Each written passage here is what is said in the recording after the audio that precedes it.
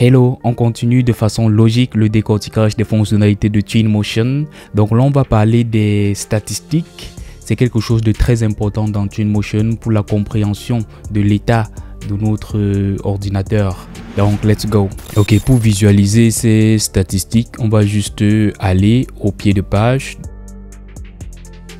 On a statistiques. Et là, ça nous montre de façon...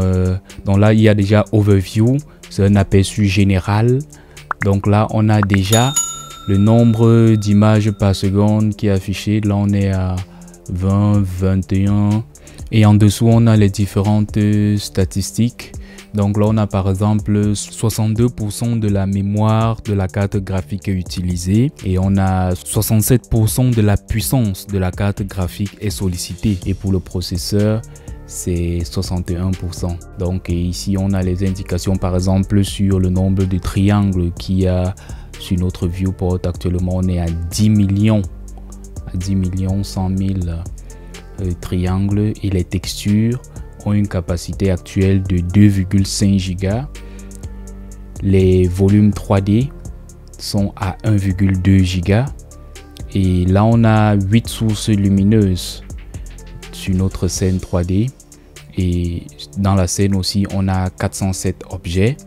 Les matériaux sont au nombre de 435. Et notre mémoire graphique disponible est de 2,4 Go. Ces chiffres qu'on a ici, là, c'est pas une vue de l'esprit. On a les détails ici. Si on va par exemple sur les textures, on a tous les détails de ce qui est utilisé actuellement sur la scène, ainsi que la résolution, la taille et le nombre d'utilisations.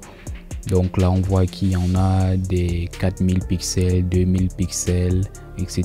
Il y a même du 8000 pixels sur la scène et le nombre d'occurrences. Donc là aussi, même pour les volumes 3D, on a tout est bien répertorié. Et lorsqu'on clique dessus, on a même la localisation directement dans la scène. Si j'appuie F, on va focaliser dessus et on va réellement voir le volume 3D.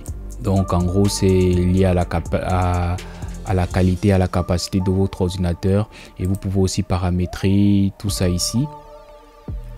Donc là, c'est pour jouer avec la qualité. Donc là, pour le moment, moi, je peux me permettre de mettre à ultra parce que j'ai une machine très puissante. Et donc, c'est en fonction des capacités de votre ordinateur. Vous allez basculer en mode léger, moyen, haut ou ultra, et où vous aurez la possibilité de customiser aussi par la suite avec les ombres, la distance de vue, les différents effets, le post-traitement, les textures, etc. jusqu'au nuage de points. Donc là, c'est pour le mode pour les réglages de qualité sur votre ordinateur, sur le desktop. Si vous êtes en casque VR, là vous allez basculer sur cet onglet et vous allez reparamétrer en fonction de la qualité escomptée et de la rapidité aussi. En gros, c'est ça pour les statistiques dans Twinmotion. J'espère que c'est maintenant plus clair pour vous et j'espère aussi que vous avez appris quelque chose de nouveau. N'hésitez pas à me faire savoir au travers d'un like et dites-moi en commentaire ce que vous voulez particulièrement maîtriser sur Twinmotion. On se dit à la prochaine dans la prochaine vidéo. D'ici là, portez-vous bien. Ciao, ciao.